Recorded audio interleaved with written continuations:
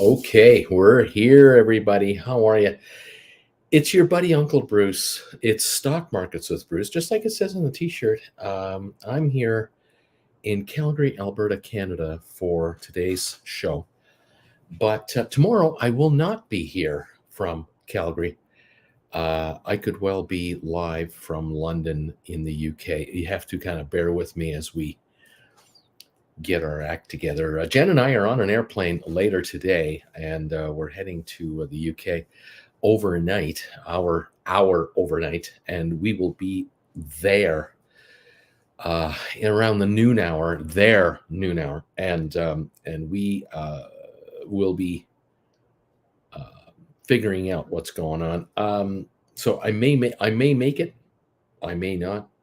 We might be jet lagged. I don't know. So you're going to have to just kind of see if I'm on the air tomorrow or not. Hopefully Thursday we're fine. Friday we should be fine. But stick around and we'll see what's going on.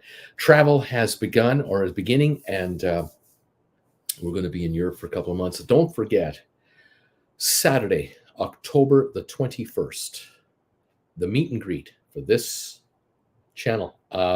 If you would like to meet Jennifer and myself in person, you can do so in New Jersey, of all places. Oh my gosh.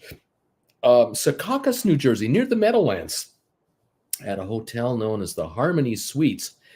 That's an area, that's kind of where we're going to be. We're trying to arrange a room in the Harmony Suites Hotel for a get together. What I need to know from you guys, and if you could do this through my email, it would be really handy. It would really help me. I need to know, are you coming? And if so, how many are you? I'm trying to figure out how big the room has to be. Is it a room for 15, 20 people? Is it a room for 40 to 50 people? Is it a room for 75 people? Is it a room for 100 people? I need to know how many of you folks are planning to come on over to join Jennifer and I in New Jersey, Saturday, October the 21st. Looks like we're going to get together around the noon, 1 o'clock window until about 5 or something like that, a 4 or 5 hour kind of a window. I have to let the hotel know what to set up. We need chairs, of course. What kind of refreshments and snacks and all this stuff. I don't know. If I only have 15 of you, that's one budget. If it's 50 to 75, it's another, and I've got to let the hotel know what's going on. So we lock in the room, and that way we're good to go. So if you don't mind, think about this. Send me an email right there, brucefarmer@hotmail.com, and say, Bruce, I'm coming. My wife and I are coming. My buddy and I are coming. 3 of us are coming, whatever. Let me know so that I can put a list together for this epic event. And I look forward to seeing you in person in New Jersey. I know I'm asking you to tell me in October what's going on, but I have to, because we're not here for the next 2 months. I'm on the road now, and so we're scrambling here to try to put all this together. Okay, everybody? So looking forward to this whole thing. If this can happen, this will be great. Those of you in Manhattan or on the island, the good news is you can grab, all you got to do is get yourself to the Port Authority. Get your butt to the Port Authority building in Midtown Manhattan. There is a bus to Secaucus that literally drops you off in front of the hotel. I mean, right in front of our hotel. And it's not that expensive a bus ride. It used to be 10, 12 bucks back in the 2015, 16 range. I don't know what it is today, but boy, is it a deal. A bus will take you literally from our hotel to the Port Authority right in Midtown. So it's easy to come and go from there to us. Those of you on the mainland in Jersey, Pennsylvania, Ohio, Connecticut, wherever you're from, you've got the expressways. And then those of you flying in, if you're flying into Newark, you're only 5 miles away from our hotel. If you're flying into LaGuardia or JFK, you're going to have to work your way to the Port Authority and then come on over.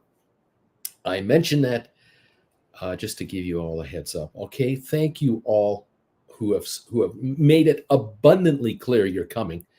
But please now send me an email to confirm your attendance, and I will keep bugging you guys periodically while on the road, because as we get closer, the panic will kick in on our end, because we have got to tell the hotel. I have to commit really this week to the size of the room, and I don't know how many of you are coming. Secaucus, New Jersey is the name of the town. Secau, Secaucus, CUS. Near the Meadowlands. The hotel is called the Harmony Suites. It used to be known as the Embassy Suites. It used to be a Hilton property. It changed out a few years ago, probably because of COVID. Now it's Harmony Suites. There's a parking garage right beside the hotel, and there's an Outback Steakhouse beside the parking garage. So there's a convention center on the other side of the hotel. It is easy in, easy out to make it. There's a shopping mall nearby, and yeah, it can be easily gotten to if you're in the area. If you're a local, you will look at the Google Maps and go, "Oh, I know where that is. Oh, I can get there. Oh, I," because you understand these spaghetti roads. In any event, looking forward to having you come out and join us if you like. October 21st, Saturday, for basically the afternoon. I think what we're going to do is the doors will open at noon, sort of thing, and we'll formally begin our hello and how are you at 1 o'clock in the afternoon, and it'll be as long as you guys want to hang out. And how many of you come out? We'll figure it out. We'll kind of go with the flow. I figure 3-4 o'clock. You can come and go whenever you want, obviously, but yeah, easily there'll be several hours there, so that'll give me enough time with you folks to see you one-on-one, to see you as a group. And you'll be able to ask me questions, and we can just chat, and you get to see Jen, and we can do some selfies and all that good stuff. So love to have you, and please consider coming out. Okay, there it is. There's the story. And New Jersey, baby. The city is New Jersey, not the state. All right, so we're going to be in Secaucus, New Jersey, October 21. All right, there it is. There's enough of that. Hope I haven't bored too many of you. Welcome to the show. Deep Value Options is here. Lame Duck is here. Richard Carlin, the thumbs ups have come in already. Chase is here, number 11. Stephen Butler's here, number 14. How you doing, Steve? Karen is here. Lorraine, D.H. Ruda, number 18. Drew, 23. Alex, number 23. Good morning from beautiful Tenerife. Right on, buddy. Blair, good morning, y'all. Hope Uncle Bruce has a good flight. By the way, if you can't find something, the stuff can be located sometimes at an obvious place, but you don't know directly, tell me about it. That's at least now I can find stuff. Welcome, Robert Mel. Hello, Bruce. I gave you a thumbs up. We'll catch the rerun. Thank you, my friend. W. Pickens, what city is it? Secaucus, New Jersey. I think he means the city, not the state. JJ, good morning, everybody. Dean, good morning, everybody. John Anderson, hello, all. Welcome to the program. Thank you for the thumbs ups already, you early thumbs uppers. I love it. If you're watching on the rerun, hit the thumbs up button now. Don't forget, hit it now. I need them. Thank you all for that. We have a gain going on in the pre-market. It looks like about 100 points for the Dow Jones. It looks like we have a gain on the S&P and NASDAQ, of course. 24 on S&P, 113 NASDAQ. The Dow's up 103. The big winner is the NASDAQ market, 7.77%, just over 3/4 of a percentage point. The S&P is up 0.55 of a point, and the Dow is up 1/3 of a percentage point. What is causing the market to rise? Several factors. It's not one, it's many. The big one is what we talked about here. I talked about this all last week. I started really yapping at you last Wednesday and telling you the market is oversold. We are oversold. By the way, we're oversold. And sure enough, Monday it happened. It didn't happen on Thursday or Friday. There were signs of movement and maybe the market will pop, but it popped yesterday and it's popping again today because we're still way oversold. Second thing that's happening, Nvda. The stock Nvda, they're coming up with their earnings tomorrow night. The street is holding its breath on this one. This is a big, big deal. There are hundreds of billions of dollars on the line tomorrow night after the bell. I'm not kidding. It is huge. Nvidia stock ran up yesterday after weeks of decline, a couple of weeks of lousy performance, which brought the market down. We're all here. We saw it. The Nvidia shares yesterday popped up $36.68 all the way up to 469. They were at 432, 433. They're now at 481, up another 1130 right now. So that is putting this outfit over 1.1 trillion market cap. The heaviest traded option market for stocks is Nvidia stock. It is usurped Tesla in the amount of contracts that are trading right now. There are more contracts and more dollars going into Nvidia's contracts than Tesla's contracts. And the street is betting on a $40 move up or down on this stock, according to the options players. According to option statistics, the premiums involved in Nvidia are estimating the possibility of a $40 move in the stock. Well, that's all of yesterday plus today combined to give you an idea what's going on here. If the company comes out with their expected numbers that they have estimated themselves, which were greatly raised 6 months ago, they deliver that, and then they say that the fourth quarter and the first quarter, they're going to raise guidance again, we're going up another $50 to $100 a share. That's very likely. That would then mean a spillover effect into all the other AI plays that are out there. The C3.ai stock, known as AI around here, has also risen in the last couple of days. Happily, I'm happy to report AI right now is at 32.55, up 77 right now, up $1.23 yesterday. We were last week at about 20, what was the low here? 29, 23, something like that. We have bounced up here, obviously $3+ that's over 10% just since Friday to the level we're at now. We're now pushing the highest levels since 4 or 5 days ago. Even we were at 32.80 on the 15th, and this is the 22nd. So it's been a week since we've seen this kind of level. We did back off this AI stock, no question. It has come down. It was in the 36 level on the 8th of August. It was in the 37, 38 level on the 4th of August. It was 39 on the 3rd of August. And it was in the 44 level on the 1st of August. So this stock is still off almost $12 from early August at this point. The high, though, for the year is 48.87. We are nowhere near the high.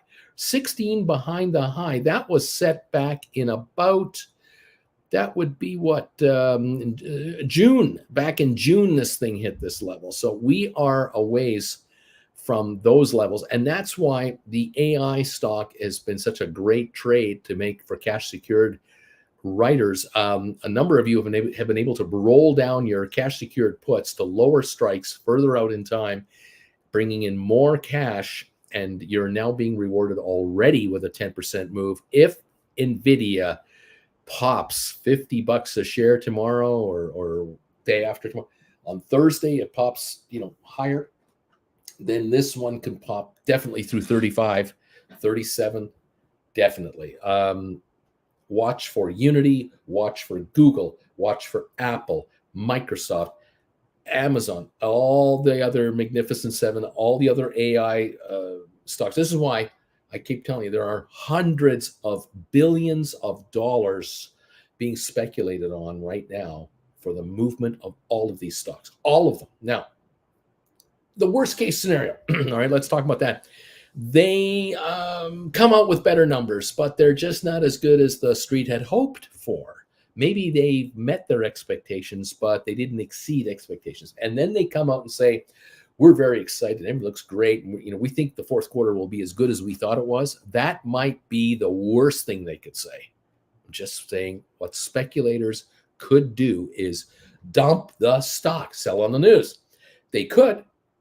Will they? And for how long? If the stock backs off 40, $50, there could be a wall of buying to buy up the cheap stock for a couple of days, and then we go up again. Don't think this is a one-trick pony. It isn't.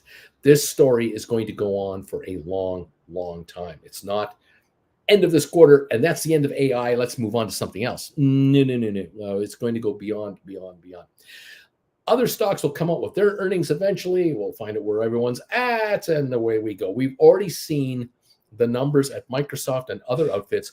Much higher AI numbers have already been released by others already. Now, Nvda is just, I think personally, they're going to just confirm what we already know. They're on fire. It's really good. We'll see.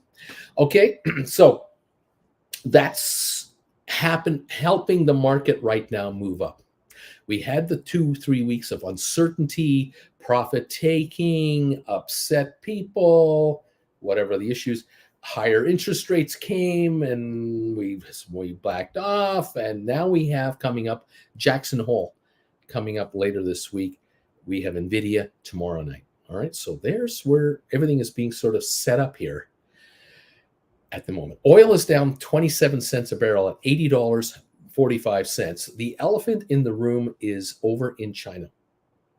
That story is becoming more detailed, I think is the word I'm looking for. The street has been talking more and more about what really is happening over there, how really bad it is, how absolutely terrible it is in China. We saw a hint of this over a year ago. There were some interest payments missed by Evergrande, their one real estate thing. Now we're hearing about others, many more. Now we are hearing economic projections are out the window. The Communist Party is about to become extremely embarrassed by how far off they thought they were going with their own domestic economy. The domestic economy of China is a mess. The export market is a mess, but the domestic market, they were always counting on Chinese to consume. And Chinese people have cut back because every family in China, pretty well, extended families in China, someone in the family knows someone that has a child that graduated the university system in the last year and can't find work. And that is a red flag of red flags in families. There's families who are expecting these university kids to graduate and get a career going and then get married and have children, all this familial thing, this big familial existence is threatened when you can't find a job. You can't find a job. You can't get an apartment. You can't buy a house. You're not going to have kids. You're delaying these decisions. This is a disaster for the domestic economy of China. China's birth rate is falling. China's population is falling. And there's another problem in China. The demographic problem has reared its ugly head. The aging out of its workers is happening in real time. This one baby policy they had for 15, 20 years is now coming back to bite them in the butt because there is no second wave, next wave behind the first wave of domestic consumers. These domestic consumers are now in their 40s and 50s. They don't want to buy their hot motorcycle. They don't want to buy a fancy car. They don't need to buy a couch. They don't need to buy a new television. They have all this stuff. They've already gone into debt. They already took their mortgages. They've already been paying off their mortgages. These are the folks who are wanting to live off of savings and interest payments. It's the wave after those 40 and 50-year-olds that was supposed to come along and take it to the next level. And that wave isn't there. There is a gap. And this is causing a huge problem for the Communist Party in China. The anticipated domestic wave of consumption falling flat. And of course, many Chinese nationals have figured out something else. They may not be in the best country in the world for freedom and expression of their own interests. Many young Chinese that are in their 20s and 30s are looking here going, my parents in their 50s and 60s aren't all that happy with how it's going. They were sold a bag of snakes, and the good life just isn't there. Why am I still here? Why don't I go to work with a company that is based overseas? Maybe I can get a gig in the United States. Maybe I can get a gig in Singapore. Maybe I can get a gig in India. Maybe I can, quote, get out of here and I'll go live elsewhere. Can I get a job in Europe? A lot of Chinese nationals are thinking seriously, I could just go somewhere else. While the border is open, maybe I might do that. It's going to be interesting. University graduates out of China are not interested in becoming waiters and busboys and concierge people in hotels. These folks are looking for careers. They're looking for the payoff. They are looking to get a Benz. They want a Tesla. They want a better lifestyle than their parents and their grandparents. And right now, they can't get off the ground floor. They're still stuck in their parents' house. These are folks that are seeking employment in greener pastures for the skills that they can bring.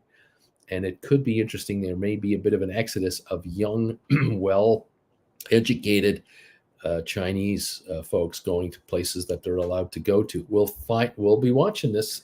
This is not a quick fix, 6-8 second attention span problem that you can make go away. This is a huge generational issue, and it's now in its second year of real crap. This COVID thing changed China as well. It changed the West, it changed us, and it changed China. And the Communist Party was flat-footed. They thought by just doing the lockdown that they would control that COVID disease and all would be well. And everyone will just go right back to work in those factories and work their 6 days a week, 12 hours a day, and shut the hell up. And the young graduates will be very pliable. They will do exactly as we say. They will think exactly as we tell them to think. And lo and behold, when people are stuck at home, locked in, and they were abused as much as they were abused during COVID in various cities in China, they have long memories. And they're going, we don't trust our own government. We don't trust our own officials. They're lying bastards. And they're right. They're absolutely right. And all of a sudden, the recovery isn't there. And now you have lost their hearts and minds. And if you lose their hearts and minds and their what's the word I'm looking for? Their motivation to go right back to work and work hard, you've lost a huge part of the country. And this is a slowdown, which now will compound a bigger slowdown, which will cause even more dissent and upset people. And so the exodus could be on. And I know that Hong Kong, the stats we keep seeing and keep hearing about, the population of Hong Kong is shrinking. More and more professionals are getting the hell out of there. And they're going to Singapore to do business there, not to do business in Hong Kong, because they are afraid of being considered persona non grata. They're being considered traitors to their own country because the guys ruling Hong Kong now are the hard-ass Communist Party officials from Beijing who are there to slap you around first and then ask how your day is going. These folks are not motivated to hang out with these guys. And so in Hong Kong's case, there are some people who are leaving Hong Kong and the Chinese officials saying, yeah, you go. We don't want you around anymore. But there are others leaving that are never coming back who are going, I will not succumb to this crap. Right now, I'm playing the party game, but I'm getting out of here. And that is what's going on, which means the 20 and 30 somethings who are going to have kids are going to have kids elsewhere, not in China. Again, this is compounding their issue, just so you know. Now, the whole reason I keep bringing it up, why do I keep talking about China? Because it's going to affect the American market. This is why I keep telling you this. Everything is connected here. the Chinese economy was supposed to be on fire now, supposed to be hot, and it was supposed to really lift all of Asia. South Korea's economy was supposed to be taking off. Japan was supposed to be on fire. Vietnam, Indonesia, Malaysia, all these countries in Asia were supposed to be catching fire with a hot Chinese market. And that in turn was also going to affect the European economy, where Europeans were going to be exporting all kinds of goods to the wealthy Chinese go-getters. It's not happening. It is not happening. China is busy right now sending war equipment to Russia on credit. China is swapping stuff with the Russians to keep them armed against the Ukrainians and all the countries supporting the Ukrainians. So in effect, the Russians and the Chinese are at war with the Western world through Ukraine. And no politician has the guts to stand up and say it, but that is the reality of it. America is arming the Ukrainians, Canada, the Brits, the French, NATO, all equipping Ukraine with the latest technological advancements in weaponry, and they are kicking butt over these poorly trained and under-equipped Russians. And the Russians are trying to just throw bodies into this thing. Their thinking is, if we can throw 1 million guys at the Ukrainians, we'll just overrun them like an army ants. What they didn't count on was the kind of munitions that can take out hundreds of troops in one shot, just every time. And they're realizing this is a problem. We're running out of bodies. And so the Russians running out of bullets, shells, missiles, drones, everything they need. And it's coming from China, coming from North Korea, and coming from other countries. And there are certain countries against the West, and it's becoming very evident who these countries are. And that's what's going on. U.S. defense contractors are busy producing weaponry for the Pentagon, which is sending it over to Ukraine. Because in Germany, it's pretty simple. And in Poland, it is really super simple. We either beat the crap out of these guys in Ukraine, or we're going to have to beat the crap out of these guys in Poland. And then in Germany and in Austria, they're going to just keep coming. They're not going to stop, because they're going to point the finger at the Poles, the Lithuanians, the Estonians, the Latvians, and everyone else to say, you were the Nazis helping the Nazis in Ukraine. We're going to get you now. That is the big fear out there. And this is why Europe is without question supporting Ukraine to as much as it can possibly do it without putting their own troops in there. F-16s are coming in to Ukraine to rule the skies. It's a world war in disguise, and it's happening in a regional location called Ukraine. And that's the story, and I'm sticking to it. And the Chinese economy is paying a terrible price. The next problem China has is if they institute a draft, a longer draft. In effect, you do your mandatory 1 or 2 years, and now they extend it. Like the Russians have been extending their military service. If they start doing that, the morale in China will really drop off, and domestic spending will completely collapse. And that'll put China into a recession. And if that happens, the rest of the world will catch a cold, because the Chinese consumption is massive for raw materials, food, other materials, including oil. And this is why oil at $80.50 is way overpriced. There's the fear of supplies not being available for the rest of the world, and then there's the reality of China barely wanting any of it. And the bottom line is the United States and Canada are producing more oil now than they've ever produced before, and we can produce more. We can produce so much more. And the other reality is, in the United States and in Canada, we are beginning to use less of this stuff on a per capita basis. We are becoming more efficient in our energy use, because we are noticing a little thing called global warming that some people just wanted to deny. And we're noticing these nasty storms, nasty hurricanes, nasty weather systems all over the place. And it's got some folks worried. In the meantime, the Biden administration was able to pass legislation in its first 2 years when they had the House, the Senate, and the White House. They were able to pass economic stimulus programs, including that Inflation Reduction Act, whatever they called it, which includes billions of dollars of subsidies for solar production, wind production, and cleaning up the environment. And it is paying off with huge numbers of jobs in the United States. The solar business in the US is huge right now. There are companies right now that they were leasing rooftops from warehouses, Walmart store rooftops, and storage facility rooftops were being leased to install solar panels. And the owners of the buildings were being paid a rent for these power companies to put up the solar panels. They would then draw the energy from the panels and sell it into the grid. And everybody was happy. Less pollution by burning fossil fuels to make electricity, cash flow coming into the property owner, a new business created by this corporation, which hired all kinds of people to install and maintain these panels.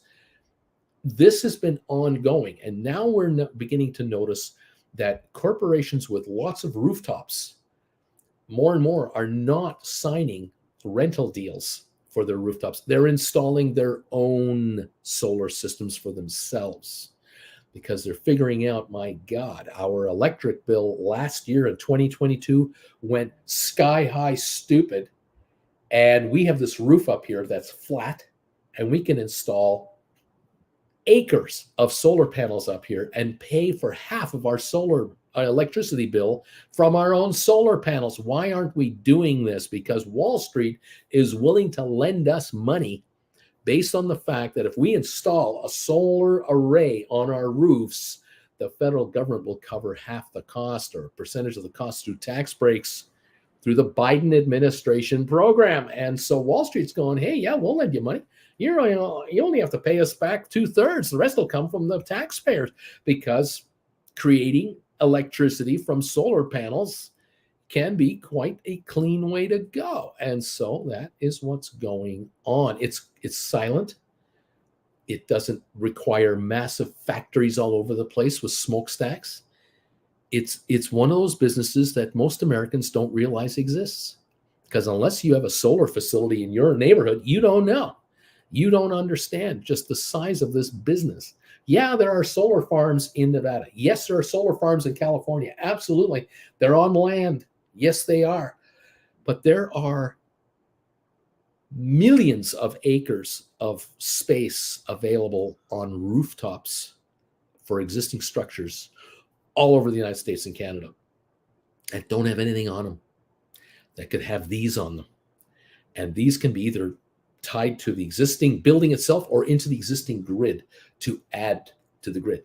The power companies can't complain that the solar companies are taking away their business, because the demand for electricity is rising as we are getting hotter.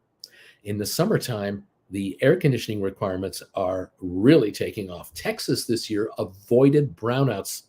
Why? Solar power.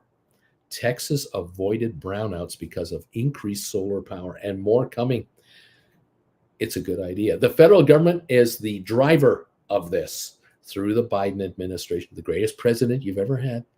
But the Republicans, what are they talking about? We want to drill, baby, drill. We want to produce coal. We can produce energy from natural gas. We don't need no damn solar panels. We don't need no damn wind farms. We're going the other direction. We want to go backwards. The population as a whole is saying, I don't think so. I don't think I want to see more smokestacks at power plants pushing coal dust into the air. The mansions of the world can go to hell. This is not what we're after. We want to go with a cleaner way to go. And these solar panels don't have any smoke coming off of them. No toxic chemicals going into the air, no cancer-causing agents, no water pollution. This is kind of smart. Europe is all in and has been for 20 years and is still going full bore nuts. China is going all in on solar. They too know they can't just keep opening coal-fired power plants. It's not going to work. Their own population is reacting negatively to all of this. Just saying, The world is changing, it's adapting, it's evolving, but not fast enough for some, too fast for others. Welcome to 2023, kids. This age-old back and forth game continues on. I first saw solar panels on space station photos from space back in the 70s.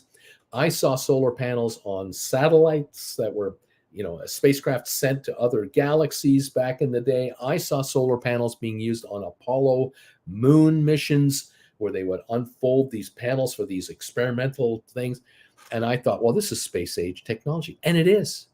It's these photo, whatever things called, this is from the 50s, the 60s, the 50s, the 40s, the 60s.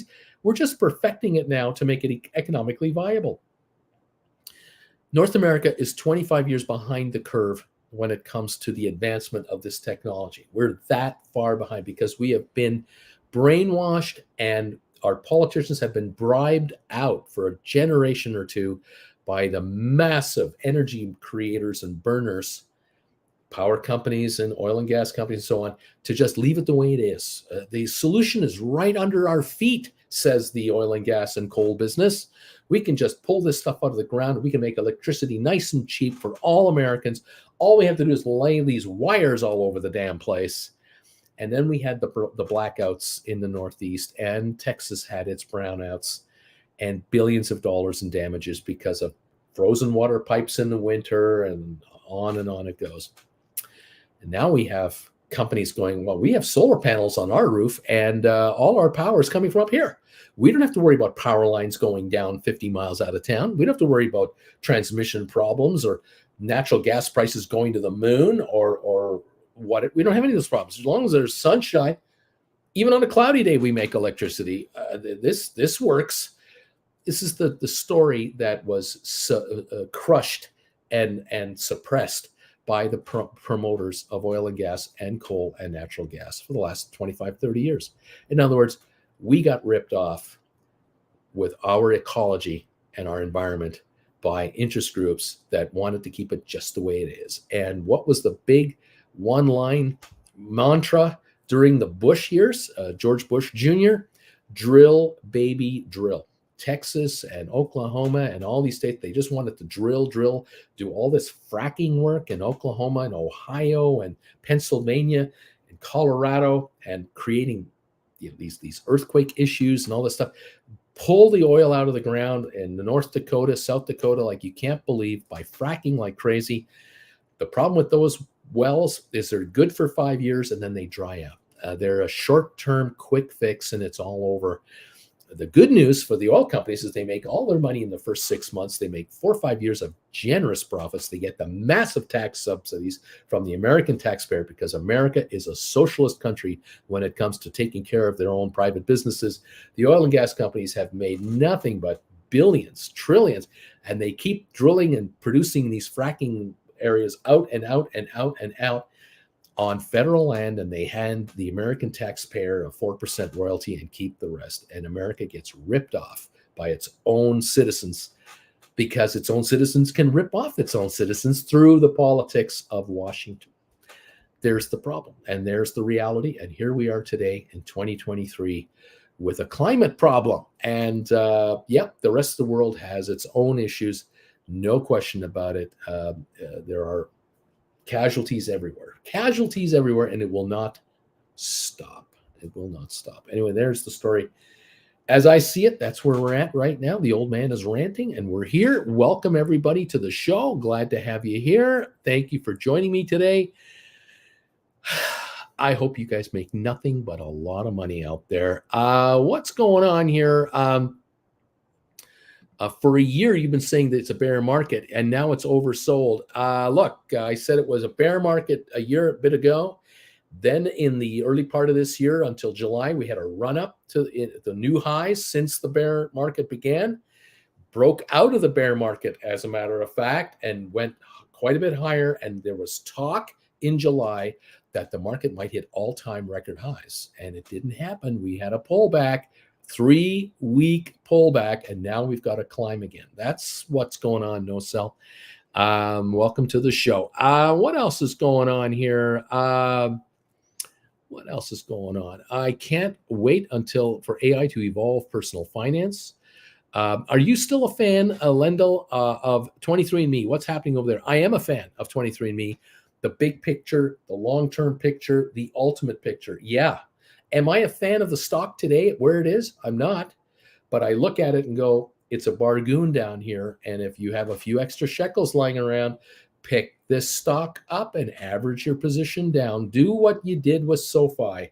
So many of you out there bought into the SoFi long-term story. You just kept nibbling it up and nibbling it up. And as it went down under 10, you bought it. Under 9, you bought it. Under 8, you bought it. Under 7, you bought it. You just kept acquiring SoFi, SoFi, SoFi. Now you can do the same with 23andMe. Average down on this stuff. The breakout, when it comes, will be merciless. It will be unbelievable. All right, Wing Commander, I'm number 59 on the thumbs up meter. I am lurking. Safe travels, Uncle Bruce. Thank you, Wing Commander. What else is going on here? Let's see. Good morning, Bagel Familia from Alberta. We can begin now. Thank you, my friend. Thank you. Let's see. Number 64, it says Brian. I'm number 64. Thank you, everybody. What else is going on here? Good morning, all, from Larry Titus, number 65. Let's see. Yeah, Clay only had the hottest temperatures in summer in Europe this year. Record broken several times. It was really bad in Europe this year. Really bad in July and August. Yikes, crazy. Let's see what else is going on here. Some folks like solar, some people don't. Option Nomads, number 68. Good morning, Matthew, number 67. Thank you for these thumbs ups, everybody. Welcome. I'm glad you're all here. Thank you. Coffee Kids Trading, number 73. Good morning from Cindy B. I'm number 78. Constantine, 76. Thumbs up, Bruce. Welcome all to the show. Thank you all for being here. Thank you, those of you who have been members of this channel for over 2+ years. Thank you for that. Thanks to those of you who have been upgrading your memberships into the gold strata level, pushing that number higher. I appreciate all of you so very much. Gold Bagel members, tomorrow night I'm supposed to do Primetime Live with Uncle Bruce, Wednesday nights. I don't know what's going to happen on tomorrow's show. You're going to have to bear with me. There may be one, but it will be at a weird time. I don't know because we're traveling. We might have to delay it for a week. Just bear with us as we get ourselves over to Europe. All right. That's the story. Hector, number 82. Thank you, my friend, for this. Appreciate it. As I said, there are certain areas of the world that are dry and parched, certain areas of the world that are flooding like they've never flooded before, certain areas of the planet that are witnessing all kinds of goofy, stupid weather. Forest fires across Canada are at out of control numbers that have never been witnessed before. It ain't pretty out there, okay? It's not pretty. And you want to call it a one-year anomaly, knock yourself out. But if you look at the last 5 years of weather patterns and tornado activity and hurricane, it is insane out there. Absolutely insane. And you can have one odd year, maybe two, but 4, 5, 6 in a row. Now it's getting kind of, no, there's something more to this, and there is more to this. Anyway, Uncle Bruce, take a break tomorrow night, says Lorraine. Thank you, Brian. Member for 11 months, almost at a year, been lurking for at least a year as well. Workdays wouldn't be the same without the Bagel Familia. Thank you so much for being a Chillin' with Uncle Bruce member, Brian. Appreciate your loyalty to the channel. Thank you. Dolph, good morning, Uncle Bruce. Also, I'm a lurker. Will you and Auntie Jen be hopping on the Concorde over to Europe? The Concorde. Are you from the 80s, 90s? Are you relatively new to this world? The feds. No, it's the scientists that are wrong. I did my own research. Thank you. Clay. Okay. Love these green announcements that come across the channel. Thank you all so much for being members of this great group of regulars here. Love you all. Thank you all so very much. The best YouTubers out there. I can't imagine a channel with a better, more loyal audience than the folks that are right here. I thank you all so much. It's fantastic. Alrighty, we're going members only. I'm going to get a jump on this. We're heading to member only comment now. If you would like to keep commenting with us, we'd love to have you join the family. Please become a member of this fantastic group of YouTubers. Become a member of either the Chillin' with Uncle Bruce level or Gold Bagel level. If you're a Gold Bagel level member, you're going to get a show every day when I can at 8 o'clock Eastern time. And you also get the Wednesday night Live with Uncle Bruce primetime show as another added bonus as a Gold Bagel member. And thank you all. Those of you who are just subscribers, lurkers, Chillin' with Uncle Bruce members, Gold Bagel members, you're all welcome here, and I'm so glad to be part of this channel and have you part of it. 87 thumbs ups and counting. We're moving higher on that. Again, let me know, any of you, if you are planning on coming to the meet and greet for October 21 in Secaucus, New Jersey, just across from Manhattan. We're going to have a get together at the Harmony Suites Hotel. That's the plan, and hopefully we'll have a bunch of you come out and see us. Rather looking forward to it. I'm not planning on any kind of a cost to come on out. It's going to be on me. Come on out there and enjoy our company. It is my way to give back to you guys who are coming out to see us. We're going to set up some sort of refreshments, and we'll have some sort of snacks figured out, and put the room together. And you're welcome to come on out there. Just figure out a way to get there and come and see us. And would love to spend some time with you. And hopefully I'll do a little bit of a presentation to all of you who are coming out, and we'll do a little hangout together. And it'll be great to put a face to the name and compare some notes. Very much looking forward to it. Absolutely fantastic. All righty. What else is going on here? Hawkeye number 87. Zed thinks I'm 87. So does Hawkeye. Chris, so Uncle Bruce, if you recommend ME to average down, what would you do? A cash secured put? I don't think there's any premiums in it. I think you're better off just owning the stock. Because when the stock goes to $20, as soon as they announce their first drug that has been patented and has been cleared by the FDA, the first drug ever cleared with all the DNA that they have been sitting on, this stock is $20 a share. It's just $20 a share. And you will not have a chance to get in. You think you will. You people think you're so smart. I'm sorry to say that one day the stock will close at whatever price it closes at. And the next day it's halted. And it'll be halted for half the day. And then the pre-indication will come out, and it'll be $12 a share, $18 a share, $20 a share. And it's all over. Nothing but the crying. Everybody missed it. That is what's going to happen on ME. When it happens, it's going to, I don't know when. I don't know what drug. I don't know what partner.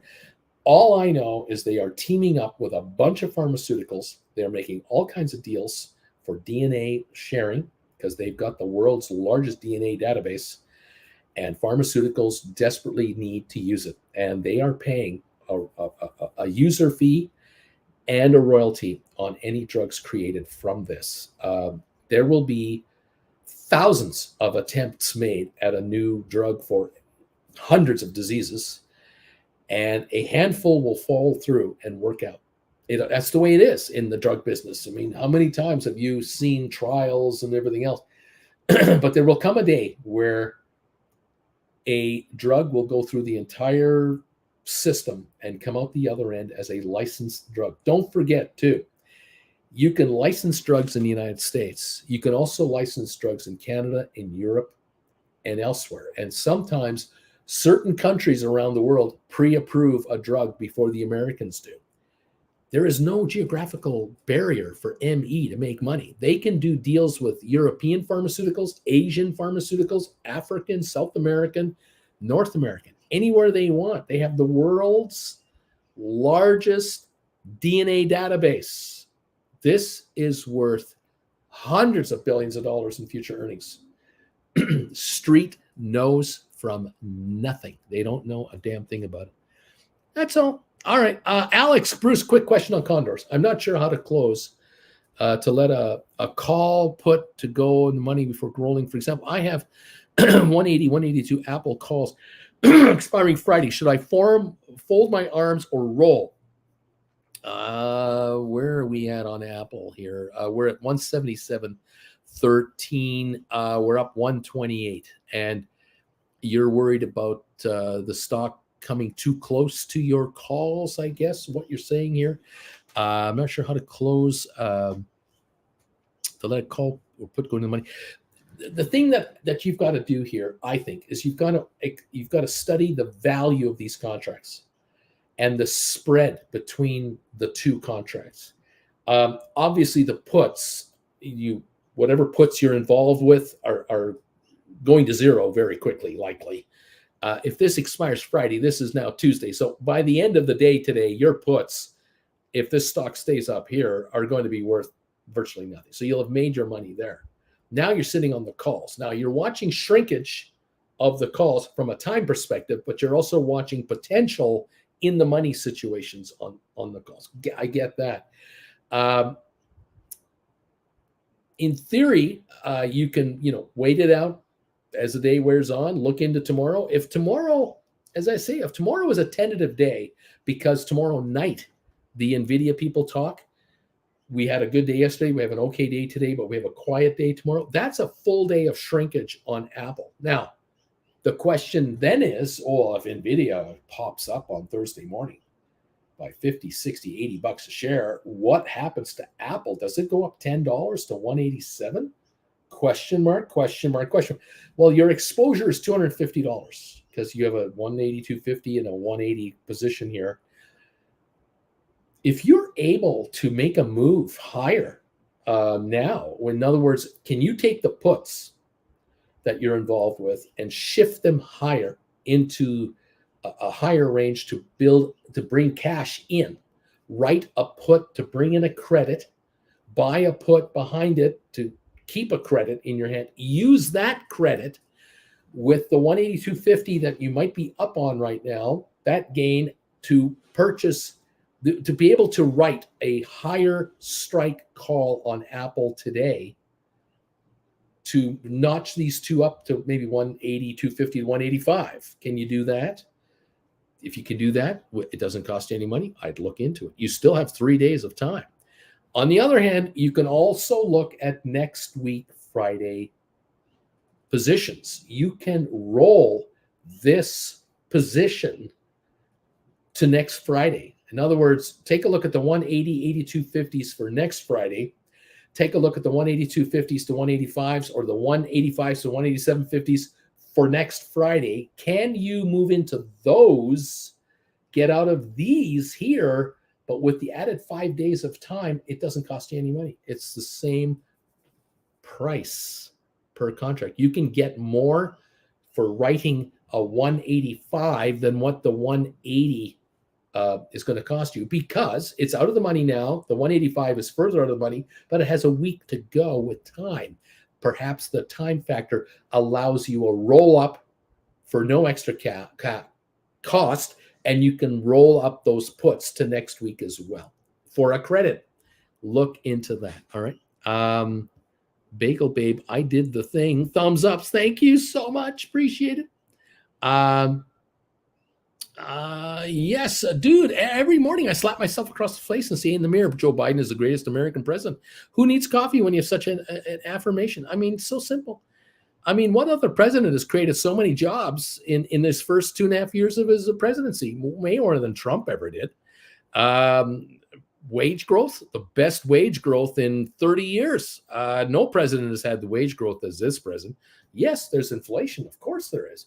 But it isn't 25% inflation. Unemployment, the best in 50 years. Anybody who wants a job should be able to find a job. Shouldn't be a problem. Job hopping, never been easier. Yeah, there are issues. Sure, there's issues. Higher car prices, higher interest rates, all that stuff. Yeah, it's never a perfect world. When was it? During Ronnie Reagan's presidency? Oh, no, it was not perfect. Oh, it was bad. Yeah, Biden has got the best of a number of worlds kind of happening, but he's got challenges. Yeah, so has Macron, and so has Britain, Germany, Russia has challenges, China has challenges. Yeah, USA, the economy of the United States is doing rather well compared to the rest of the planet by a long shot. The rule is, just saying, the rule has always been whoever the president is when the economy is great gets the credit. And whenever the economy is bad, they don't get the credit.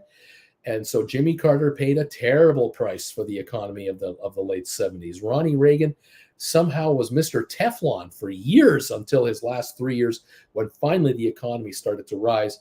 George W., the father, had 2 good years and 2 bad years, unfortunately for him.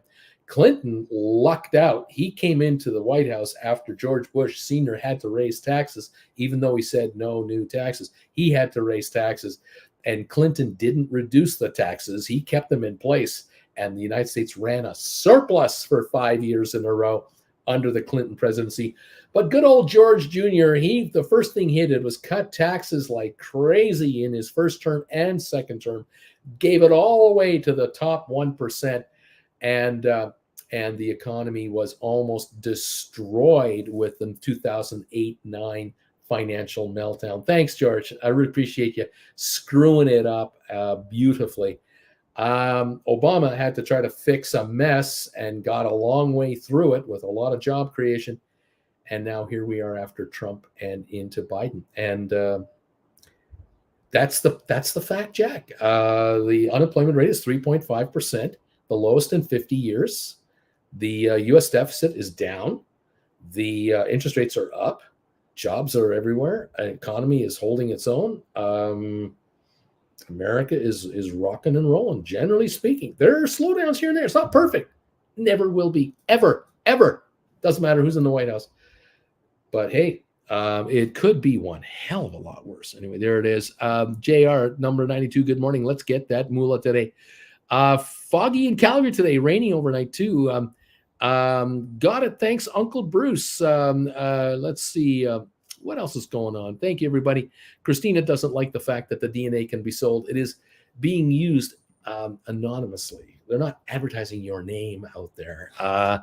And when you've done a kit with 23andMe, that's the deal. If you do a DNA kit, the DNA is preserved so that it can be compared to everybody else. It's how it works. Better for humanity in the long run, I suppose. But what can I say? Some people just don't like it. Well, that's just the way it is. Welcome to the party, everybody. And thank you for popping in to see us. It's great to have you here. Hopefully you're going to make a lot of money today. The markets are poised to make you a bunch of dough. I thank you all for being here. Thank you again for all of these thumbs ups. 100 of them have come in. Thank you for those little floaty things that are going on. Thank you for that. Thank you all for being members and subscribers and participants of the show. I love it. We're about to open for our trading here. Larry Titus is about to hit those bells for us. So we're going to see just what's going on here. The Republican presidential debate is coming up. None of the people who are going to be on the stage are going to be the next president of the United States. They haven't got a chance. Neither is that moron talking to, what's his name, Carlson. He hasn't got a prayer to be the next president of the United States. It's going to be another Biden presidency unless he dies of a heart attack or a stroke. He will be the president for another 4 years. There are so many pissed off women in the United States, and I mean mad. There's not a hope in hell that the Republicans can knock off the Democrats. There is not a chance. Women's rights have been trampled in America now for year after year after year. The Supreme Court has guaranteed a Democratic win yet again. The question is, will the House go to the Democrats in the presidential election? If it does, the Senate goes Democratic, the White House goes Democratic. Watch a whole bunch of stimulus come out of Washington to create more jobs and make America even stronger. If it goes, one of those three goes Republican, all bets are off. America could go into a terrible recession. and have an economic nightmare on its hands. But we'll find out. Yeah, you guys figure it out for yourselves in America. We're here in Canada and elsewhere going, we know what you have to do. We know which way you should go. It's a question of where you do it. And I think the women of the United States will be the group. And it is the biggest group of voters. They're the most angry. They're silently raging in America right now. And thank you, Supreme Court, for those abortion rulings. Oh my gosh, Republicans are in huge trouble. No matter what they say, no matter what they claim, there's not a chance. Larry Titus, thank you, my friend. And there are the bells. JR, yahoo, here we go. We're here. We're rocking on. We're ready to roll. Thank you, everybody, for being here. Appreciate you joining us. And I hope you enjoyed the rant. We're back for another round of fun, as we're going to see how this market wants to participate today. Never, ever a dull moment. Thank you all for joining us from around the world. You guys are so appreciated. We've got markets opening up right now. Looks like a 22-point start for the Dow. We'll see how it all filters out in the next few minutes as everything starts firing up. It looks like we're up 860 on Nvda. AI is ahead by 60 cents or so, 52 cents. So we've got a green start pretty well everywhere. And we'll see what is going on. Spiders, SPYs are up 153. We've got Q's up 203. GameStop down a couple of pennies. SoFi's up 12 to 841. We're climbing on SoFi. Apple is up 61. Netflix down 34 cents. AI is up 43. The old Nvidia is up $8 to 477. It's climbing on the anticipated earnings tomorrow night. Tesla up $7. Rocket Lab up 7 cents. Matterport up 6.5. SmartRent unchanged. Owings Corning up 99 cents. Unity up 48. Google up a dime. Moderna up 280. Cisco up 32. Pfizer up 11. IBM up 49. HPQ up 21. Microsoft up 364 again. ME up 2 cents. Amazon up 51. Spire unchanged. Home Depot up 6. Vanex Semiconductors up 197. Adobe up 558. Goldman down 17. Boeing up $2. Meta up 120, 130 now. Target down 220. JP Morgan just off 15 cents. Costco down 428. Walmart down 66 cents. Disney's down a dime. American Airlines up a nickel. And DraftKings up 12 cents. AMC shares 296 down 16 cents. The APE shares are 211. These two will become one price eventually. They will meet somewhere, and then the rollback will be 10 to 1? I can't remember what the rollback is, and then away we go with the new trading range. That will be happening not too long from now. Royal Caribbean 99.98, the high for the year 112.95. Someone out there was stupid enough to pay $112.95 for Royal Caribbean stock. Idiot of idiots, uninformed moron. They're already down almost $13 a share. They're going to lose another $50 a share. There are problems in the cruise business that no one is talking about. They don't want to talk about it. Wall Street is so in debt into the cruise lines with their best clients, hedge funds, pension funds, mutual funds, you name it. They have got bonds all over the place, and they're all junk. It's all junk bond garbage.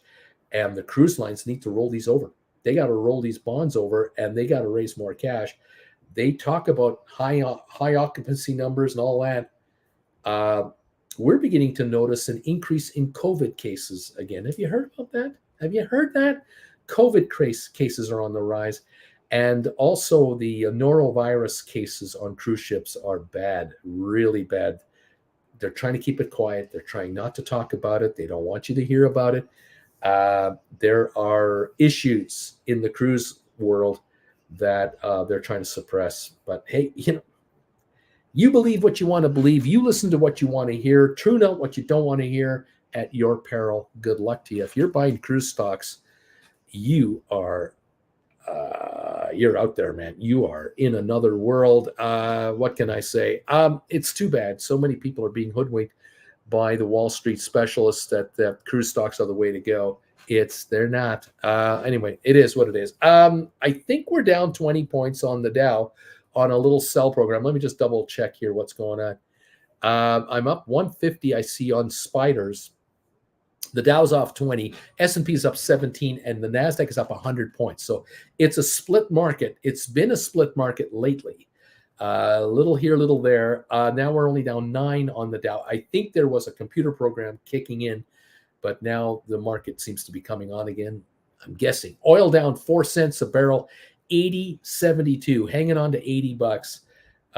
I'm looking for a $15 drop on this stuff in the not too distant future, because the summer driving season is almost over. Labor Day comes and goes, and that's it. That's the driving season. Now we're going into the fall, the lowest time of the year for oil needs in America. We're going to drop in price. I don't know how oil stays up here. I just don't. I don't see enough of a cutback in production. I just don't see it. All right, there it is. What else? What else is going on? Uncle Bruce for president. Wait, if only you were born in the U.S. Uncle Bruce better looking than the candidates, and only one makes us you money. There you go. You're on your own, kids. I don't want the job. Never would have wanted the job. My God. Oh, who wants to do that? We're up 8 on the Dow, 15 on S&P, 75 on Nasdaq. Still holding green, and the market on the Dow has gone green again. The SPYs are up 146. Qs are up 184. GameStop is just off 6 cents. SoFi up 9, Apple up 77, Netflix up 310. We got a gain going on the markets so far. We'll see how far it runs. It's all about Nvda, up 487 to 474.50 a share. The all-time high for this stock, 481.74. That was set today. The all-time high for Nvidia was set today at 481.74. right off the early opening. And right now we're at 474 at the moment. Little profit taking coming in, and there might be another run on the stock. Anyone who short this stuff is hurting, of course, because the shares are so high so quickly. But we'll find out tomorrow night really what's going to happen for the future of Nvidia shares for the near term. AI right now up 34 cents to 32.13. We hit 32.79 this morning. The shares were in that 28.29 range just last week. So there's been a pop already here on the stock. As far as interest rates go and other factors, the U.S. 10-year is at 4.34%. The 2-year broke 5% yesterday and this morning a little bit. We're showing the U.S. dollar climbing. The euro is now down to 108.59. It's off a third of a penny today. The pound is off just a little bit this morning, 0.015, 127.38. The U.S. dollar has been climbing because the thinking is that Jackson Hole coming up, Powell is going to remain hawkish, which means he's going to talk up the possibility of higher interest rates to bring inflation down. And that is going to cause the U.S. dollar to climb further on anticipation of another rate hike. The Dow at the moment up 25 points. It's turned around again and popped higher. But the NASDAQ is only up 60. So we're getting a bit of a disconnect between the growth stocks in NASDAQ and the Dow 30. But we'll see as the day wears on if there's a consensus here on this market. We'll find out soon enough. Thank you all for popping in here and being part of the show, being part of the gang. Love to have you here.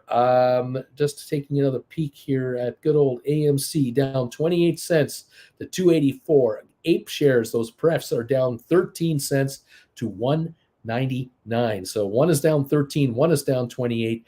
They're slowly but surely coming together into one price. What a mess that deal is. AMC, it is a disaster. Dow is up 18. Spiders 114 to the good at 440.48. Qs are up 136. GameStop down 22. SoFi up 12. We've got AI up 52 now. Nvidia up 186, still holding a gain. We got Tesla up 567. Rocket Lab 595, up 7 cents. Matterport up 12.5 to 257.5. SmartRent up 11, 347. We've got Unity up 41, Google up 47, Moderna up 311, Cisco's up 20, Pfizer up 10. IBM up 45, HPQ up a dime, Microsoft up 231. ME now up 3 cents to 117. Amazon up a quarter. Home Depot up 75. Vanek Vectors up 91. Adobe up $4.06. Goldman Sachs just off 13 cents. Boeing is up 171. Meta up 90. There you go. For those of you who are not Gold Bagel members, earlier today on the Trade Alert show, I mentioned and showed off a couple of charts, and or a couple of banners or what have you. I'm going to show this to you here. I was talking today about SoFi stock, and it's talking about the bank, how SoFi is a climbing bank. Their ranking is going higher and higher. Assets under that they have under management. About 6 months ago, SoFi was about the 150th largest bank in the United States. About 3 months ago, they were around 115, 114. As of right now, SoFi is on this chart right here. I believe, if I've got this right, let me just triple check this. It might be here or here. Where am I? Hang on. SoFi. Let's see if I can figure this out. I've got to look at all my charts here. There's the 144th to 156th largest bank rankings. And this is where SoFi was 6 months ago. Over here, oh yeah, I see it now. If I take my my email address away, you look at the bottom of this chart, you'll notice SoFi is ranked number 90, the 90th largest bank in America. SoFi with 17.7 billion under under management. If you can see that 17.702 number, just about four or so columns from the left in approximately. The bank ahead of it, which is First Merchants Bank, they're at 17.9 billion. The next one ahead of them is Mechanics Bank at 18.1 billion, and then Trustmark at 18.4. This number for SoFi at number 90 with 17.7. This number is as of June 30. The company is adding 500 million to $1 billion a month in assets under admin. They could well already be in number 88 space or higher. This next year, the thinking is they'll add 6 or 7 billion more to their number. And according to the chart here, if you go all the way up to 24 billion to 25 billion under admin, you're in the 74, 75, 73 range, largest bank in America. This company, SoFi, is on fire. They are firing on all cylinders and becoming much larger. This chart here, look at this. These are the top 20 largest banks in the United States. The top 4 each have over $1 trillion in assets, consolidated assets. JP Morgan at 3.38 trillion, Bank of America at 2.4 trillion, Citigroup 1.7 trillion, Wells Fargo 1.6. Then you have US Bank at 669 billion, PNC Bank at 554, Truist 546, Goldman Sachs at 517. Capital One and TD Bank make up the top 10. You notice number 20 is at 192 billion. So we go from 192 billion at KeyBank to 3.3 trillion at the top. You can just see how quickly the numbers fall off. And SoFi now is at 17 billion. 2 years ago, they were at maybe 5 billion. 4 years ago, they were at 2 billion. They're now at 17. They are climbing at light speed, and the estimates are at least a third more assets under admin. So here we are again, number 90 at the bottom there, SoFi, 17.7. If you add a third to that, you're going to add almost 6 billion more. That'll take you to almost 24 billion in admin. That will bring you in towards First Hawaiian Bank, Bank of Hawaii, and others very quickly. The year after that, they grow by another third, say from 24 to 32, 34 billion. That takes them off of this chart. They'll be in the top 60 in size in America. They are quickly becoming a player in this business. Just to give you an idea, take a look at this chart here. This is the bottom. This is the 2,113th largest bank in America, Havana NB Community Bank, $301 million in assets. There are 2,113 on this ranking of 300 million or more of assets under admin. The total assets of all banks is $21.58 trillion, of which 19.6 trillion is located in the USA. This is how big the banking business is. And for SoFi, they are climbing the rankings dramatically. And I was showing this off this morning to the Gold Bagel members on the Trade Alert show, just for Gold Bagel members. I wanted to bring you folks in to have you see that, to give you a sense of the growth curve of SoFi. 3 months ago, they were 115. 6 months ago, 150. Probably a year ago, they were in that 200 range. They have really climbed the rank and are still doing so. The number of deposits coming in, when you can get 4.2% on your money in your checking account, your savings account, money's coming into this bank. They are growing leaps and bounds, just so you know. All right, there you go. There's the story about that. A giddy up SoFi, says Chris. There you have it. The stock at the moment for SoFi is sitting at $8.36, up 7 cents on the session. You get this bank into the top 65. This is a $30 stock. You get this bank into the top 50, it's a $100 stock. You get this bank into the top 35, this is a $200+ stock. I mean, you will not be down here. You multiply out those, 60 billion, 80 billion, 100 billion under administration, which this bank will have. That is a huge number. There's returns coming in their hills for the shareholders. This is why Anthony Noto is buying up the stock every chance he gets. Every time he's allowed to buy stock after the hold periods and the quiet periods, he moves in and picks up more paper. Now you know why. He sees these rankings going, we're on fire, man. There's like 30 banks ahead of us that we're going to catch in the next year or two. No problem. We're going to be in the top 60, well up there. And that puts this stock, by the way, just more fuel to the fire. This puts this stock on the radar for pension funds, hedge funds, mutual funds. We already know they're about to go profitable. They're about to become a profitable organization. A year from now, it's not a question of if they're profitable. It's how much money are they making per share and how much the year after are they expected to make per share. That puts this stock in the possibility of an S&P 500 listed stock. This puts them in the possibility of all kinds of ETFs that are banking ETFs. This stock is about to be included in all kinds of sub-indexes and larger indexes. That's what's going to happen with SoFi as they climb up the ladder here. You get into the top 50, you're definitely in the S&P 500. There's no question about that. Your market cap is going to be 30, 40 billion. You're well within the S&P 500. Profitable, growing, coming on strong. So this stock, when it gains momentum, it'll get stronger and further. And it isn't a matter of, we're going up a couple of bucks and I'm going to try to hold it. No, it's going into the 20s and 30s.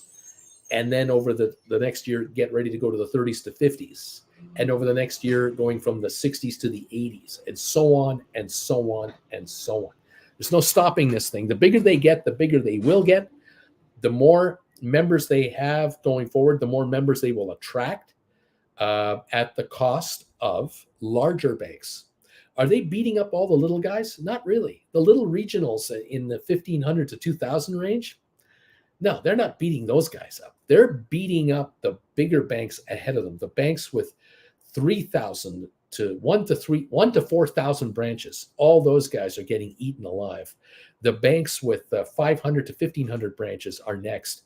These regionals, this outfit, SoFi, is outgrowing all of these guys.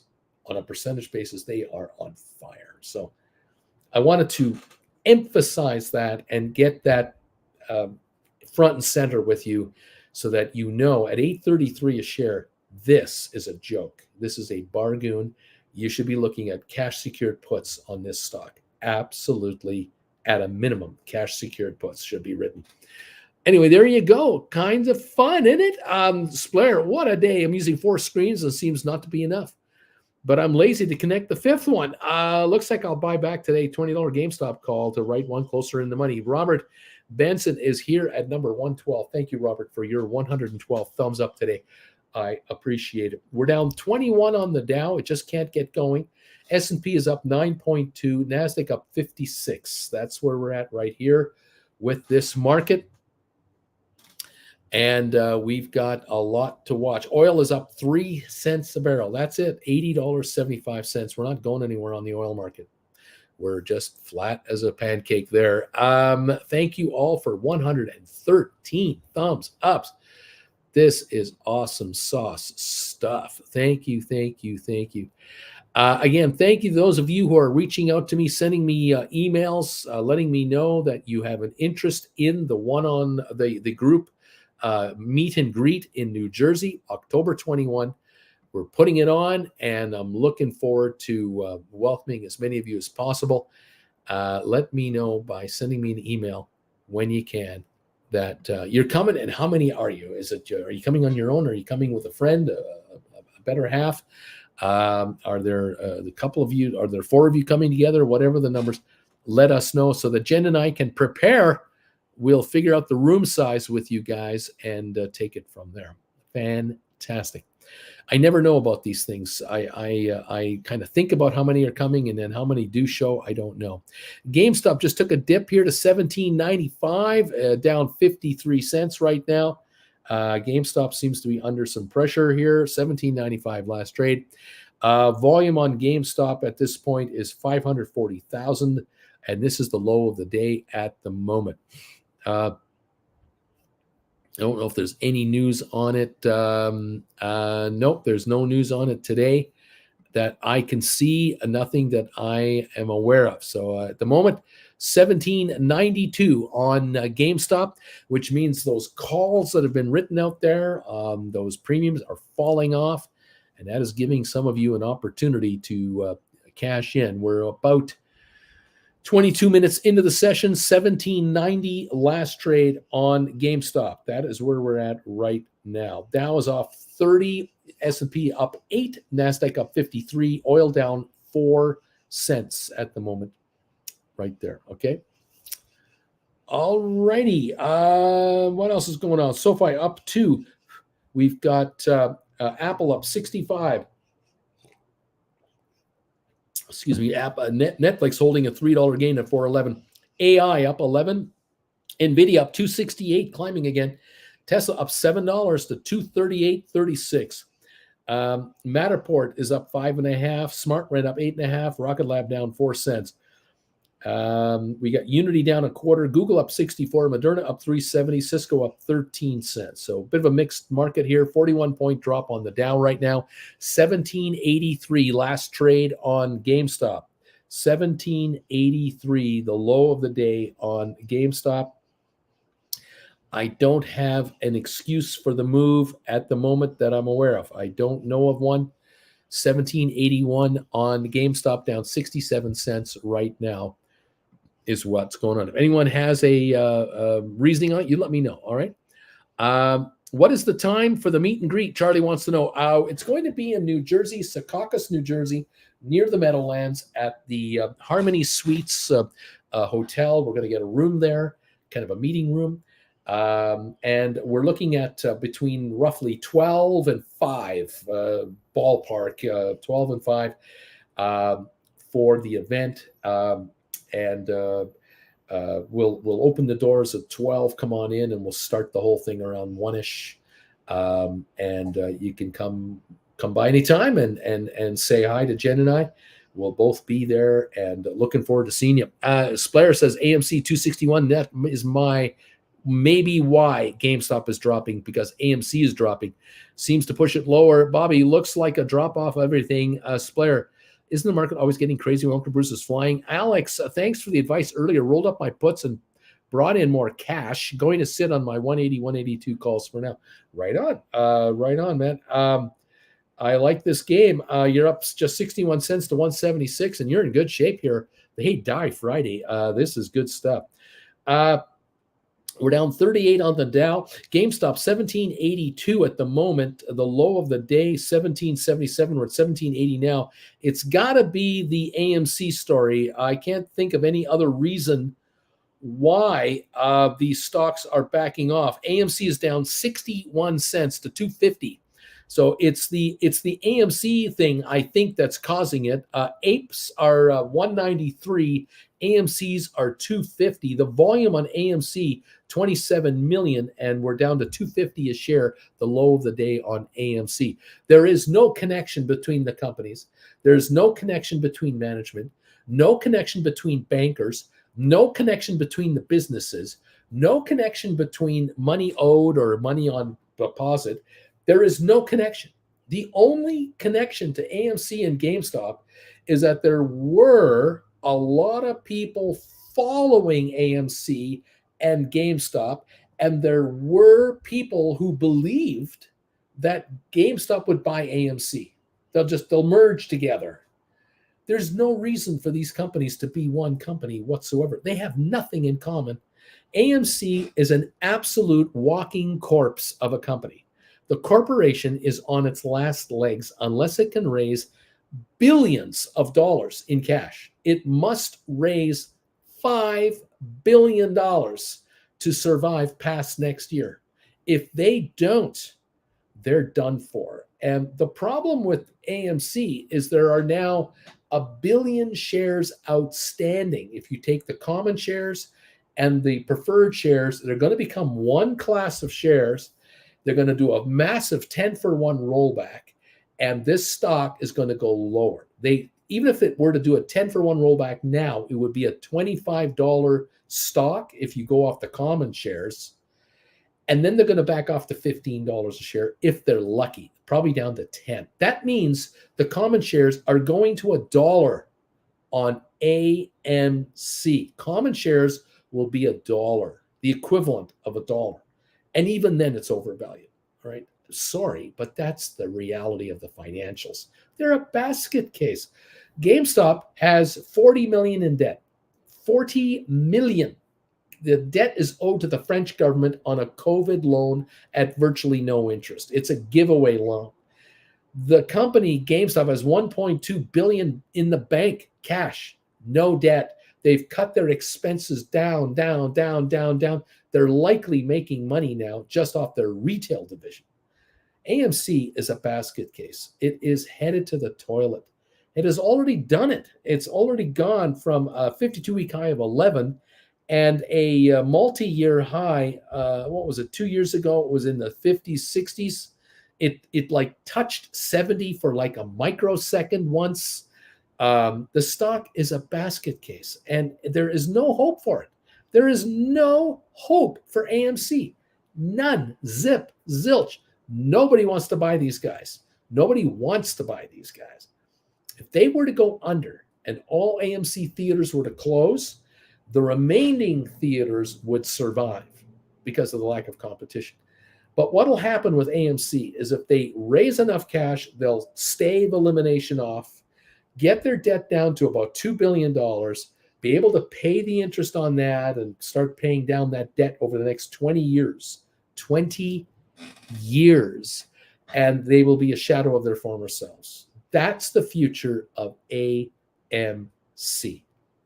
There's nothing sexy going on here. There is nothing sexy going to happen on AMC. It's a walking corpse of a corporation. And if you think otherwise, good luck to you, because it's been a downhill slide. GameStop is getting caught in the vortex of the AMC sell-off. This won't last much longer, but it's happening today. 1776.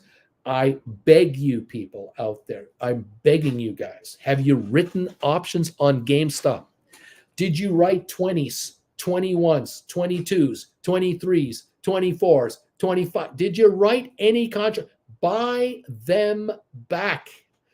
Get in there with stink bids and buy back your written calls on GameStop while you still can, because they're coming up with their earnings in a week and a half. And this is your moment to grab your calls back. Buy them for cheap now. $17.81 a share.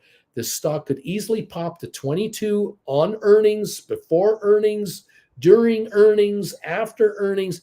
Then you can write again. You can write 25s, 24s, 26s, bring in a bunch of dough. But right now, it is time to buy back the calls that you wrote on your GameStops.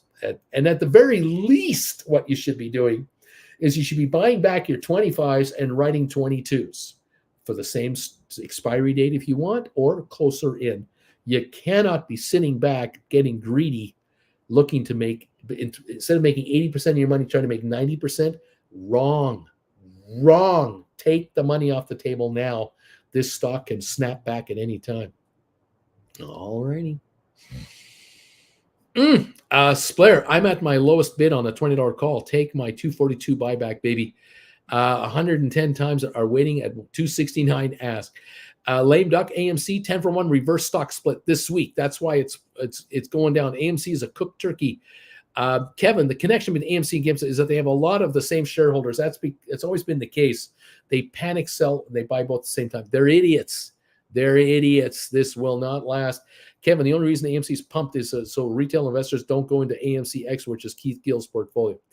What else is going on? I bought the dip and it just keeps dipping. AMC is halted, says Waverly.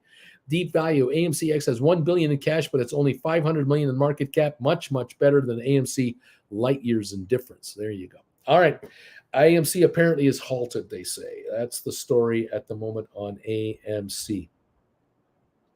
Last trade, 266, down 46 cents, 32.3 million. The low of the day, 250.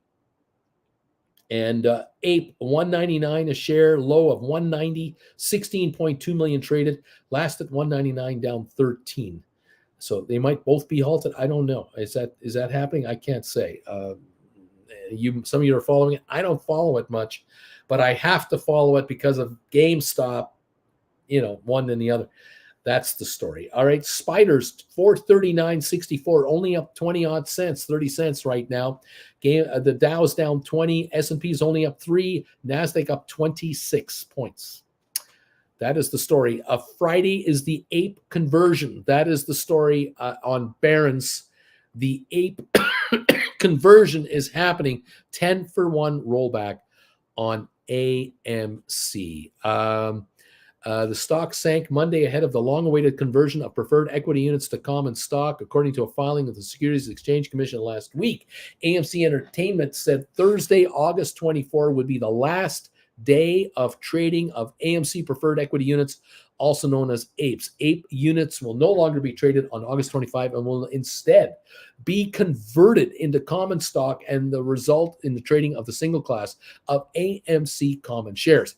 The movie theater's Ape units began trading in 2022 on the New York Stock Exchange to help the company raise capital to pay off its debt. AMC is also planning a reverse 1-for-10 split of its common stock on Thursday. Shares of AMC fell 24% on Monday to 312, their lowest close since January 21, according to Dow Jones market data. The stock's now down 23% on the year. The AMC needed approval from the Delaware Chancery Court to convert the Ape units into common stock, which it officially has received. B. Riley securities analyst Eric Wold wrote in a research note Monday that investors were focused on the dilution that could come from the potential post-transaction equity offerings. However, AMC shares climbed about 20% last week. Wold said he believes a stock move could indicate that investors begin to look beyond any potential near-term dilution and instead focus on the opportunity for the company to utilize the access to incremental equity in both materially reduced debt and strategically expand into higher growth sectors through acquisitions.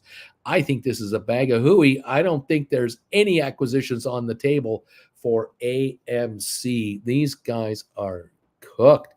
But, Optimism runs eternal. What can I say? 266 on the stock and 199.5 on the ape shares at the moment. Let's see what's going on here. Maria Powell, number 116, thumbs ups. Good morning to everybody. Clay, I got to hand it to the AMC CEO, Adam Aron, and executive staff. They played the AMC meme stockholders like fiddles with the ape units. They bought into a stock dilution smiling. Adam Aron has been unloading his stock the last year. He was unloading stock a year ago. He took a lot of money off the table, way higher prices than what it's going for now. He walked off a lot of stock, and he's got to, because he's approaching 70 plus. This guy has got to set up for his family and his retirement. No one else is going to take care of him. 266 on AMC here. It may still be halted at the moment, as far as I can tell. Unbelievable. What can I say? The market is the market. AMC still halted, it looks to me, at the moment. Yeah, unbelievable. All right. Thank you all. GameStop, 1792. It bottomed out at 1774, I think it was. Yep. 1774 low, 1791 right now. There's only 600 plus thousand traded.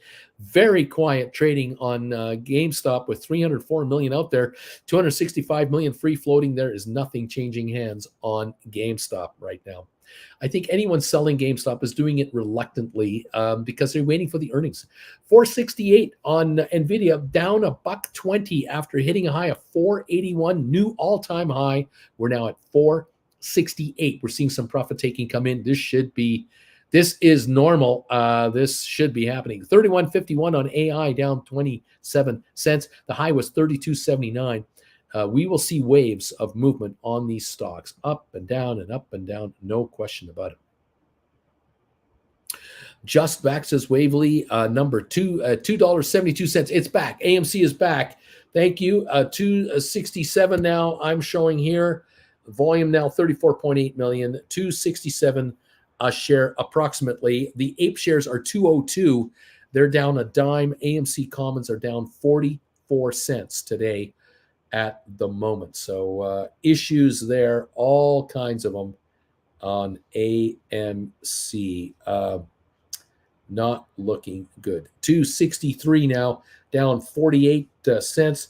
The low of 250, the high of 311 on the day on AMC stock. That is the story of the session here. The Dow now down only 1.7 points. The Dow is climbing. Now it's down 11 again. S&P is up 7, and NASDAQ up 47. Oil up 7 cents at this point in time. AMC 262, 261 now, down 50 cents on AMC. Over on GameStop shares, it is at 1787. Down 61 cents. A great opportunity to write cash secured puts on GameStop might be happening right now. Definitely an opportunity to buy contracts back that you wrote at higher strike prices. Absolutely your time. Do it now. Do not wait. Lame duck. I have made lots of premium with AMC puts. I'm going to ride until the horse dies. There you go. Giddy up. Riding that horse into the ground, baby. I'm going to crash it. Oh, yeah. Ride till you die. Jen, how are you this morning? I'm good. How are you? Well, I am I'm excited. I am I have trepidations. Not panicked yet? Not so much that focused, I think. We got a job to do today. We have some stuff to get done. But at the end of it all, we're heading to London. And That's right. So, We kind can of do like it. kind of like London, England. I like being in the UK. There you go. I think the folks in the UK are wonderful. I think having folks make money writing options is That was easy. that was That was easy. easy. I like it. Those of you who are into AMC, warning: trouble in AMC land. But That was easy. Making money writing options is easy. There you go, everybody. Congratulations, all of you. Let's see. September will be crazy for us. GameStop AI announced their earnings. Richard Carlin, good morning, Auntie Jen. Larry Titus, good morning, Jen from Larry. Good Maria morning, Powell, I have Larry. cash secured bids out for GameStop. $18 strike. Good morning, Auntie Good Jen. morning, Maria. Splair, good morning, Auntie Jen, and wishing you a safe and calm flight. Love the button Thank from you. Uncle Bruce. Thank you. Chris M, at what strike do you recommend buying a cash secured put? It's not buying a cash secured put, it's writing a cash secured put on SoFi. I'm thinking $7 for December or later. You want to write maybe 15s for January 2024. That might be a good place to start. 16s could be another good place to start. 17s, you could even go 18s or 20s, depending on how risky you want to go with it. Cash secured puts. Chris, buy the stock, says Brian. Chris M. Sorry, I meant writing. Yes, cash secured put writing. Yes, indeed. Of course, you can always play a condor on GameStop. You could go with a $12, $50, $13, $14 put range and maybe a $21, $22 call range. I don't know if you can get any premiums at that far out on this stock, though. That's the issue. But cash secured puts might be a way to go on GameStop. $17.79 now on GameStop. AMC 258 down 53 cents, crashing even lower. Had the low of the day 250, and we're heading there. It looks like at the moment. 10 for 1 rollback on AMC this Friday. Yeah. Thursday is the last day the stock is trading under its system, and the APE shares will be converted into commons, which means the company will go from 519 million shares outstanding to 1,040,000,000 shares outstanding, divided by 10, 100 million shares outstanding on the entire combination. And now the question is, how many shares are they going to issue from the Treasury at what price to raise money? I can't see any institution wanting to buy AMC at $25 a share. You do a 10 for 1 rollback at $250 now. That's a $25 stock. There's no way that anyone's going to pay $25 for AMC shares. At 10, you'll be lucky. At 10, that's $1 a share right here. That's why there's so much being shorted right now. This stock is going down. Yeah. That was easy. Not good. Oh my gosh. Unbelievable. Are you having fun yet, kids? I'm always having fun. Oh man, I found these last night while I was ripping my house apart for something, which I still haven't found. But I found these, our old friends. Oh my gosh, unbelievable. 254 on AMC, down 57.5. The volume on AMC is huge. It's over 30 million last I saw. Let me just double check on that to see if I can get that. There it is, 254, 39 million. Yeah, in not even an hour, I guess. Yuck. That's the word. Yuck. Yeah. Okay. Yeah, we're down 36 now. 29. We're down 29 on the Dow. We're up 8 on S&P. We're up 59 on NASDAQ. There you go. Spiders are up 83. Qs are up 145. GameStop at 1774, down 74, getting caught in the AMC thing. SoFi down a nickel at 824. Apple up 122. Netflix up 436 to $412. AI up 11. Nvda down 77. Tesla up 684. Rocket Lab is down 6. Matterport up 6.5. SmartRent up 8. We got Unity down 30, Google up 117, Moderna up 285, Cisco up 28, Pfizer down 34 now. IBM is up 62 to 142.90. HBQ up 9, Microsoft up 250. ME is down 3 cents. It was up 3 cents earlier. Amazon is up a nickel. Spire down 1.5 cents.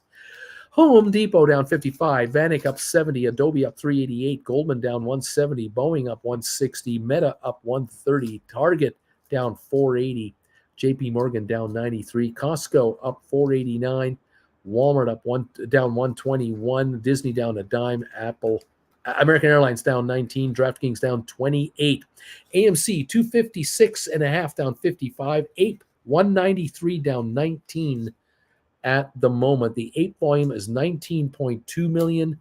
The AMC volume is 40 million now. 40 million on AMC. Trying to find pens that are working over there. I know. See those? Yes. Yeah. I found stuff last night around the house. We have a disaster here. We moved into this apartment in May. Everything had been in storage for a year and a half. And when we got it out of storage, it came into here in various rooms. And now we're trying to find certain things to take with us on our trip. We don't know where they are.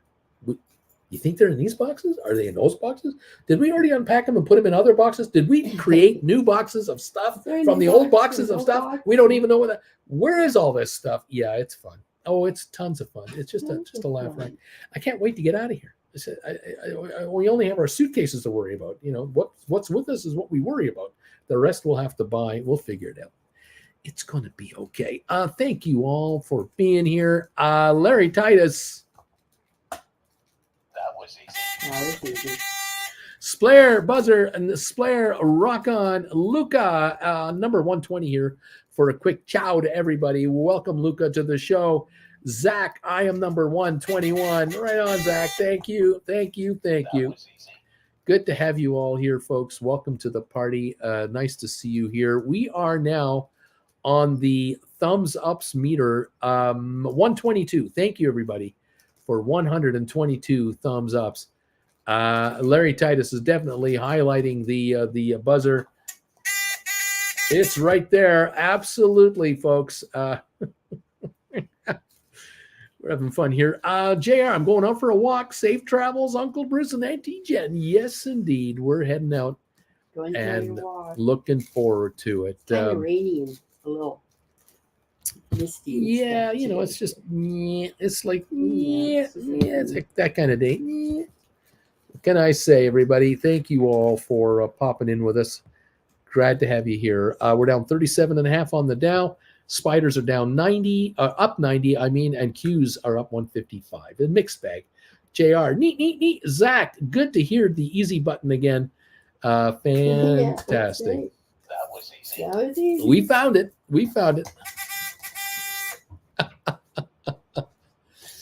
Oh my goodness. Yes, fun stuff. U.S. home sales fall in July as rates rise and listings fall. 30-year Treasury yield dips from a 12-year high after attracting buyers. Interesting stuff. Opinion, Republican debate, why abortion politics could trump the tax policy and help. The abortion thing is going to ruin the Republicans in the presidential election. Democrats are going to win the White House, they're going to win the Senate, and they might win the House because abortion will not go away. You think that thing is settled? Think again. It's not. Women are upset in America, really upset. We're not going back. We're not here, right here. Listen to Jen. We're not going back. Brian says, funny, my deep in the money calls for GameStop are super red. It doesn't bother me at all. Thanks, Uncle Bruce. You have trained me in the art of arm folding. Dude, neat. Splair, wishing you all, by the way, a lot of luck and success until we see us here. I'm in the Gamescom Thursday afternoon and complete weekend. Right on there, pal. You have a good time. Deep value. Naked short sellers are genius. Make them all buy AMC instead of any stock in Keith Gill's portfolio. There you go. Kitty up, Jen. Naked short sellers. We got work. We got work to do today. I know. I'm going to go do that work. We're going to start packing here right after this show is over. We'll talk to everybody from England. London, yeah. We'll say hi and everything. Everybody have a good day. Thank you for your best wishes. And like I say, let us know if you're coming to the meet and greet in October 21 in New Jersey, Secaucus at the Harmony Suites. Check it out on Google. Go to Google Maps. Enter Secaucus, New Jersey, or just New Jersey, and then enter Secaucus Harmony Suites, and it'll pop up. It'll just zoom in on it. You'll find us. That's where we're hanging out. We're going to do our meet and greet there. There's a bus literally from the Port Authority right downtown Manhattan, right to our hotel. I'm not kidding. Right there, and across the street on the way back. easy peasy, nice and easy if you're coming in from the Big Apple to get to us. This is why we stay at this place. We've stayed at this hotel for 7 or 8 years. We had been in there when it used to be the Embassy Suites. It used to be a Hilton Embassy Suites property. The property obviously changed hands in the last couple of years, probably COVID related, I'm guessing. I don't know. And it's still operating, but now Harmony Suites has it. And okay, we're in there and we'll have a room in there. Would love to have you join us for our meet and greet. Let us know if you're coming, how many of you are coming. That way we know how many chairs and how many snacks and how many different beverages to have. And we'll get together. I'm looking forward to it. I'm really looking forward to it. It's on us. And come on by and say hi to Jen and I. This is our chance to meet with you in person. We are very much looking forward to it. Right on. That was easy. Yeah. Right on, man. There you go. Thank you all for being here. Let's go. Thank you, Lame Duck, Uncle Bruce, Anti-Gen, safe travels and travel safe. Option Nomads, the mention of cash secured puts on GameStop, would we be looking to write out 2 or 3 months or just out of the money, writing November 17s? I would recommend you write January's. What I want you to get are huge premiums. That's what I want you to do. If you're going to write a cash secured put, if you can write an out of the money and bring in a big premium on top of that, that's what you want for January. Don't be afraid of the timing because you're not going to be in it until January. You're just using the premiums and this dip to take advantage of getting your hands on these puts at a really, be able to write these at a really good rate. Let me just take a look at January 24th. Yeah, I'm noticing like the 15s are, last I saw here, 176 to 194 somewhere. The 16 and a quarters are 232 to 252. They're out of the money. $160 out of the money. The 15s are 280 out of the money, and they're you might even get your hands on 190, something in that neighborhood. The 1750s are 30 cents out of the money. They're 296 to 320. I'd rather write 15s and take the roughly $2. So that's where you may want to consider it. If you write 1875s, you'll get about 375, which means you're paying $15 a share. But if you write the 15s for 190, you'd be paying $13.10 for the stock. I like that deal with a 1781 market. So the 15s worth your while. 16 and a quarters, 250 a piece, 1375 a share for January's, just as an idea. Okay. Brian, Uncle Bruce, any thoughts? I have deep in the monies. I want to write on 5 of them, then buy another one deep in the money. I will then have 10 in total and 5 more to write on come earnings time. Or I know you say always be writing. I hear you there, my friend. This is one of those dilemmas because with the shares down here, you might be able to get a deep in the money call for a really cheap price. Let me take a look at January 25s. Hang on 1 second. I'll see if I can get this to pop up. I just noticed the June 25s have now shown up for GameStop, by the way, in case you guys don't know. June 25s are now out there. Okay, so the $10 deep in the money calls, they're worth $7.70 right now. They're $7.95 bid to $10.30 on the ask. So I would not pay more than $8.50 for those calls if I could. I wouldn't want to pay $10 for them. It's too high a price to pay. The 8s are $8.50 bid and $12.50 offered. If you can get the 8s at like $9 to $9.50, you are stealing those. That would be another one to get your hands on for a deep in the money call. Now, to write calls against it, if you're looking to write January calls, right now 20s would get you 250 to 262. 2150s 207 to 234, 2250s 194 to 204. So you might get about $2 for 2250s, and that is obviously $4 plus out of the money If you can get your hands on a 950 call and then bring in $2 on that call, that's a nice return on your money right up front. Even writing the 250s for 260 a piece, buying a call for nine and a half and getting 250 in cash, not a bad move. All right, something to think about and look into, everybody. All right, Larry, where do we book a reservation? You don't book a reservation. You let me know with an email. You send me an email at brucefarmer@hotmail.com, my email address, which is right here. And just send me an email saying, Bruce, I'm coming. I'm going to be there for October 21. I'm coming. Either I'm bringing a friend, or there's just one or two or three of you, however are coming. Let me know so I can count out. I need to know the count. How many of you are actually coming? Because I have to commit to the hotel next week, the size of the room. Do I get a room for 30 people, 50, up to 100? That's what I'm trying to determine right now. I need your help determining how many are coming out. Okay, so thank you, Larry, for that question. Brian, also, my brother lives in New York. I'm thinking about coming to the meet and greet in October. Not sure if I can bring the wife or not, though. It's all good. You come on your own, come with someone else. Let me know. Matthew, I used to have an easy button for Staples. I love that thing. That was easy. I love this. Zach, Uncle Bruce, I have to offer a correction to yesterday's show talking about comedians. You kept saying Bill Barr, the former Trump attorney. No, it's comedian Bill Burr. And thank you, Zach, for doing that. Very few of you actually correct me. I appreciate that. It's Bill Burr.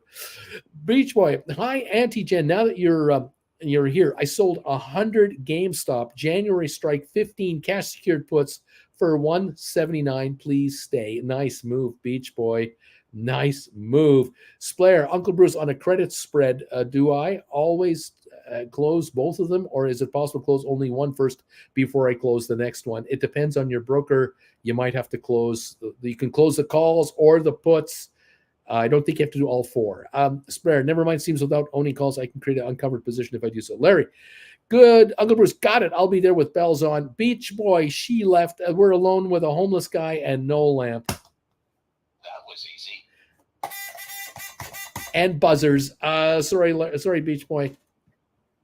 She's packing, man. She's packing. 259 on AMC now, just so you know. That's where the AMC's at. Thank you all for being here. Clay, I'm afraid to correct Uncle Bruce. I'm scared he'll put the shrinkage curse on me instead of my option trades.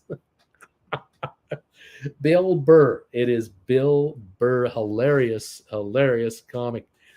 Splair on GameStop. It was somehow possible because I have there already other positions. Gotcha. All right. The Dow is down 84. We're up 190 on the S&P. We're up 35 on NASDAQ. So the markets are backing off. It's an opportunity to make a move on some of these issues. 1770 on GameStop. Writing $15 cash secured puts might not be a bad idea right there. SoFi 820 down 9. Cash secured puts on SoFi. Apple up 88. Netflix up 241 to 410.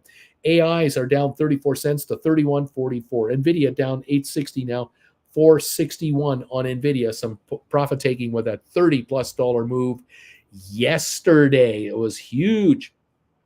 That was crazy yesterday. Thank you, all of you, for these thumbs ups. We have 127 here. Thank you so much for helping out with the thumbs ups today. It is so appreciated. Keep them coming in if you can. If you can find a way to write them, to hit those buttons for me. 128 are in. It is fantastic. Thank you, all of you, so very, very much. All right. What else is going on here? Dude is saying that's a safe move, Clay. Uncle Bruce has special Canadian powers.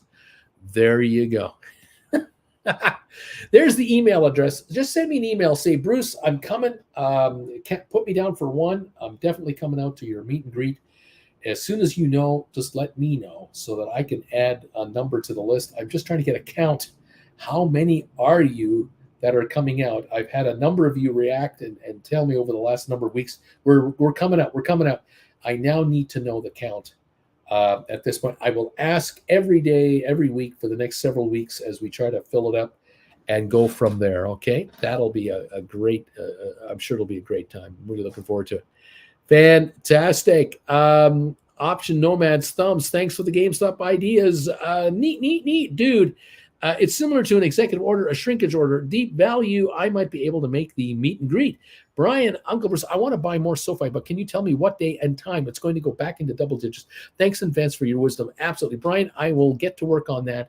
And hopefully the plane ride will give me the inspiration so when I get to London, I can tell you precisely what to do, when to do it, how to do it, and why. And that'll take all the guesswork out of the market. Then you can just blame me if anything goes wrong. Perfect.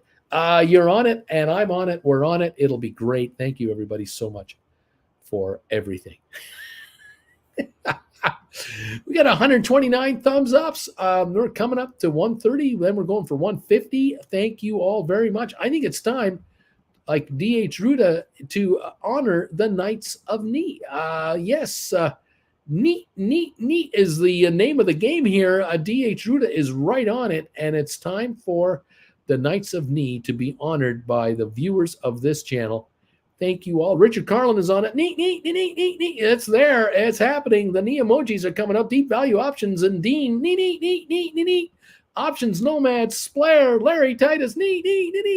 Here they come. The Ni emoji attack is ongoing right now. Neat.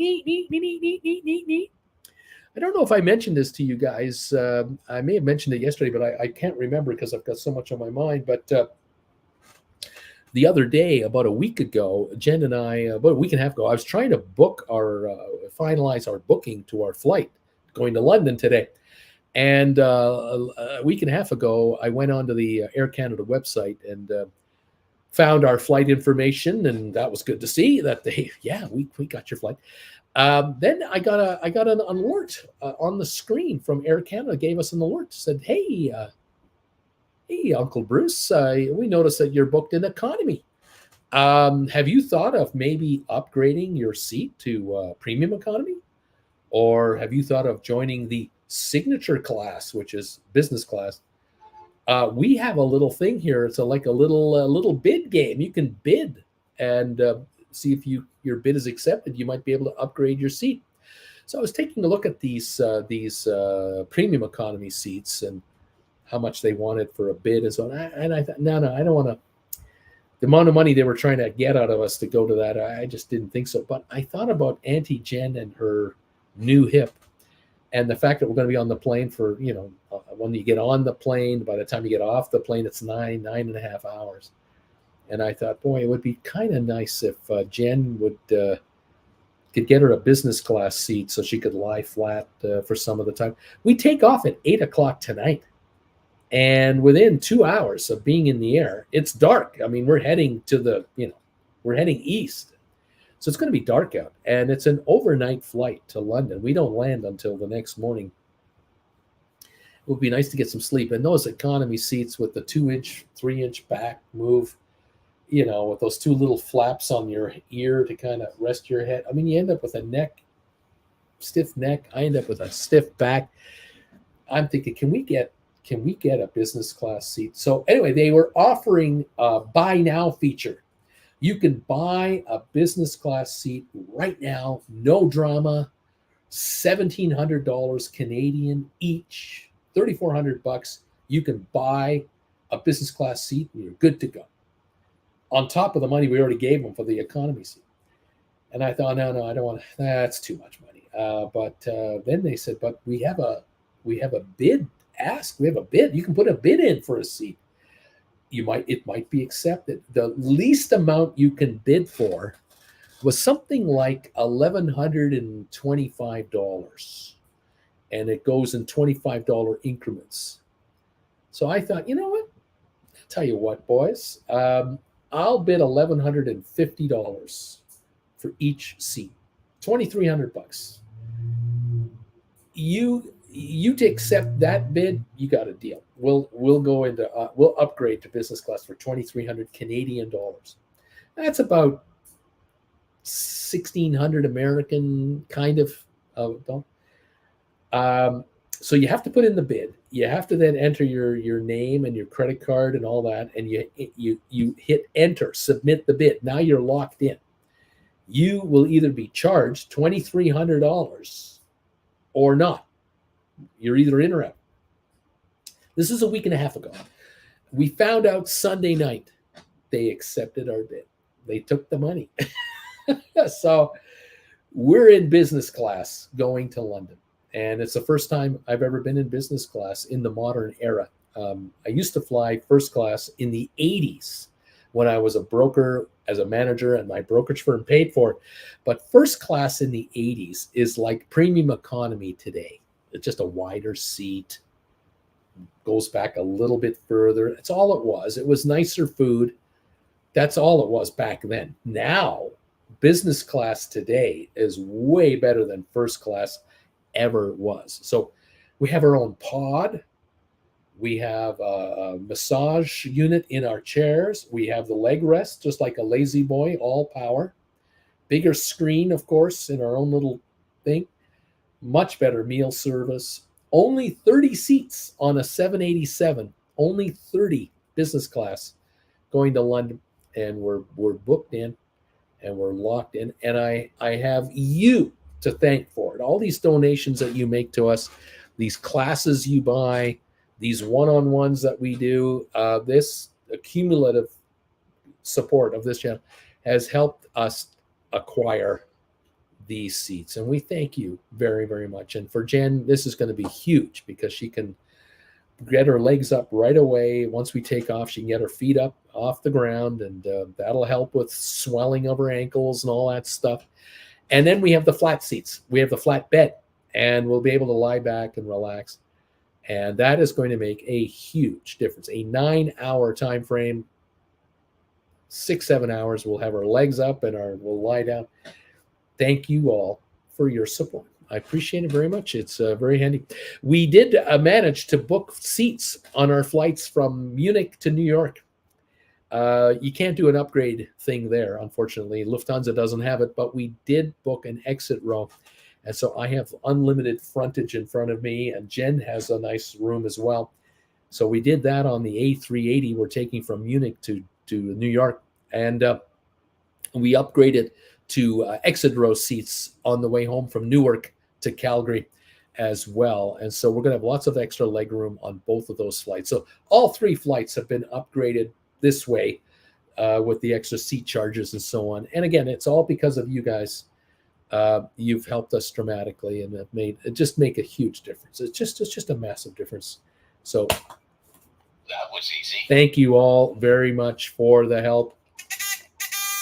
We're kind of looking forward to tonight's flight. We're quite curious to see how this works out.